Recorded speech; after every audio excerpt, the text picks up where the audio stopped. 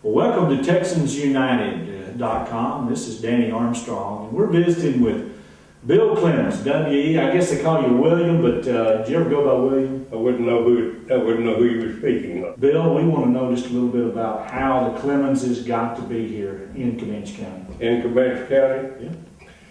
Dan, my grandfather Clemons was a medical doctor, graduate of Tulane University, and he was practicing down in South Texas around Walter and Wallace and Brenham and that area, and some small towns. But for some reason, his family, and the Scurry family that lived on that, right on up the street here a little bit, they all decided to move to Comanche, Texas, and why, I don't know. But anyway, my grandmother was a cripple. She had had polio. She walked with a cane. She got around all right, but she walked with a cane.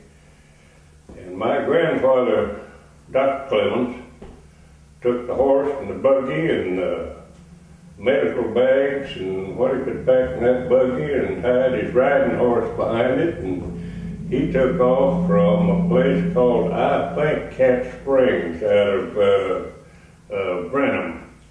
And he drove up here and got to Comanche and got them a place to live. And that was the weekend. He'd only been here 2 days, and that was the weekend of the Zephyr cyclone. And Zephyr, and they put out an SOS over the railroad dashes for all the doctors and nurses to come to Zephyr. So he'd only been here 2 days, but he grabbed his saddlebags and his horse and took off for Zephyr.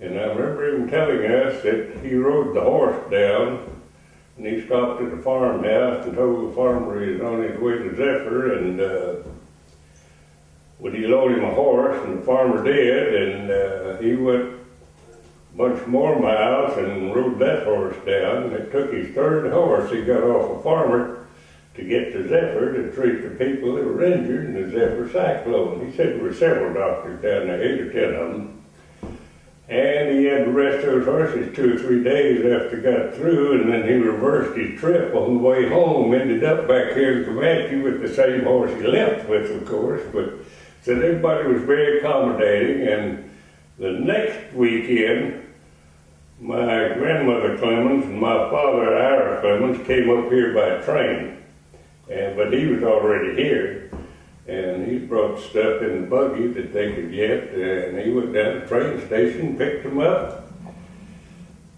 So far as I know, at that time they moved into the house at 200 West Neely, and that's where they were living when both of them passed away.